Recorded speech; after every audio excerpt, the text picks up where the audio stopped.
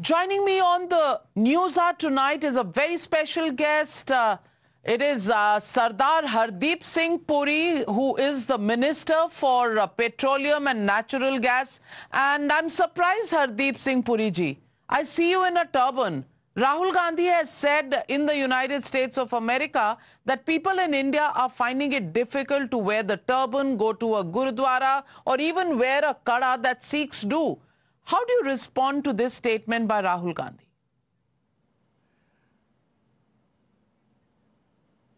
Navika ji, how can you respond with anything other than utter bewilderment and amazement? Why am I wearing a turban? Issue is, how long have I been wearing a turban? I've been wearing a turban for over 60 years, probably 63 or 64 years. At no stage in my life has anyone ever dared to suggest that I can't wear a turban.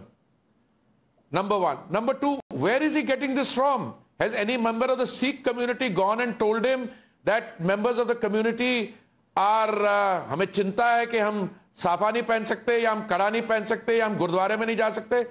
No, I am used to a certain level of absurdity in statements which come during a political discourse. But this one is it scaled an entirely new height. I mean, he gets up. He's no longer, by the way, just an ordinary citizen. He also happens to be leader of the opposition.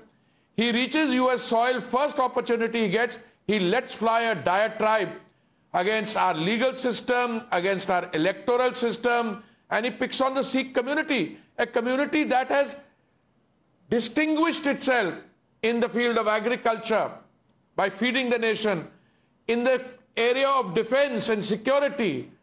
The number of people who are hired or who have served in the armed forces, who have laid down their lives. Qurbani is a central tenet of the Sikh religion. Samaj Seva, Langar Seva. And he says that Sikhs, issue is whether Sikhs can wear turban. Where is he getting this from? I have a feeling, Navika ji, that the young man is actually not so young. He is now deliberately embarked on producing a false and dangerous narrative, which I think looks sinister to me. Well, you say it could be an indication towards a sinister plot. What are you hinting at? No, I'm just guessing. You see, for instance, he has members of the Sikh community in his own party. I mean, I can think of a few, a very senior, respected former Prime Minister, a former Chief Minister of Punjab. I see some turban-wearing MPs, from the Congress. Has any of them suggested to him that he's, they have a difficulty in wearing a turban? I don't think any of them. I keep meeting them. No one has ever suggested. So where is this coming up? So there is an inexplicable element to what he has said. And I think that can be, why I call it sinister is when if something is brewing in his mind and he's cooking up something, that is what I call sinister. But his advisor, his guru, Sam Pitroda, actually says he is no longer a pappu. So, for you to say this as if he doesn't understand the ramifications I saw of his statement. Characterization.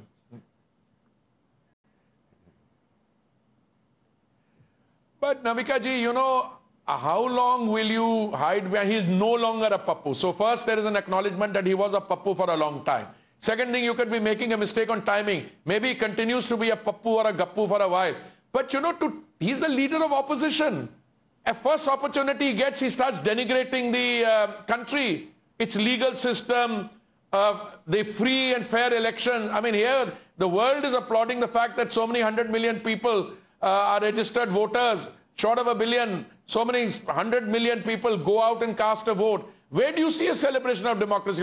And he said, they're not free. How the hell did you get the 99 seats in that case? If you have a grievance in the electoral system, you go to the election commission, you go to the court. He doesn't do any of that. He celebrates a great victory. By the way, when a substandard, sub-performing student gets a pass mark, they celebrate. Here we got 240 plus, and we are, in a mode of introspection. Of course, we are out of it now. And he gets pass mark and he's celebrating. And then as soon as he steps out, Is he addressing an audience in India back home, or is he addressing an audience in the US? My Sikh brothers who were sitting there, I'm sure they were surprised as well.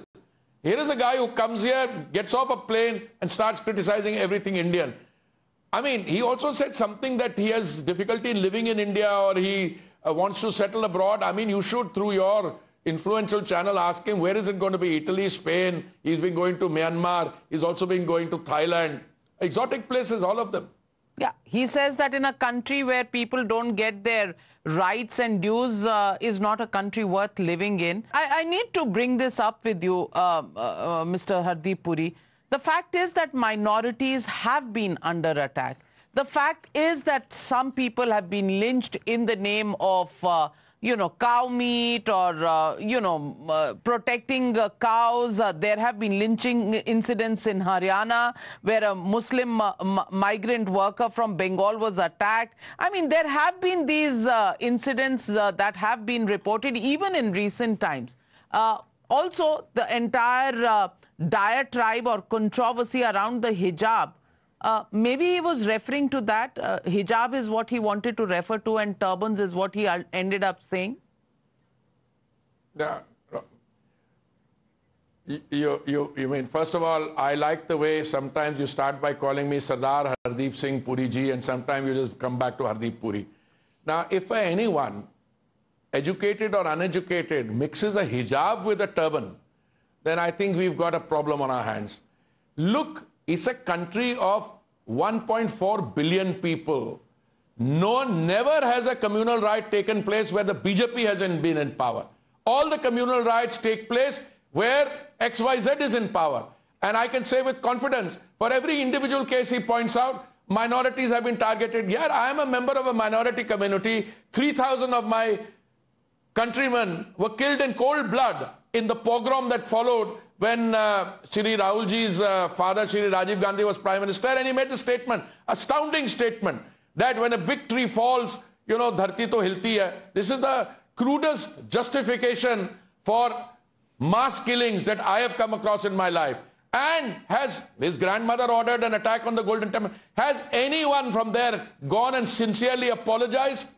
Yes, regret was offered, a feeble regret, by a former Prime Minister who happened to be wearing a turban also. So let's leave this aside, who treats minorities like that. We don't do tokenism. You can do whatever appeasement you want. But in the BJP, in BJP central government, root state, minorities are safe. And I tell you, the Sikhs have never had it so good. I can say with great pride. And let's lose a diatribe against the RSS. Who has come in the front line in the defense of the nation? It's the RSS. It is their value system. Who came to our conclusion, to our rescue even during the time that the Sikhs were being targeted? It is Hindus. The RSS came to it. Let's not get into all that. And I would be happy to have a seminar discussion on the similarities or otherwise between a hijab and a turban, as you suggest. Well, in the end, your advice to Rahul Gandhi tonight? The only advice I can give him, whatever you had the previous night, don't repeat it, because you might have to make some similar statements. Because no matter which angle I've looked at it, there's no explanation. No one in the Sikh community in India or in Canada, US has said we don't wear a turban. Even the guys who are up to no good said they have no problem with wearing a turban.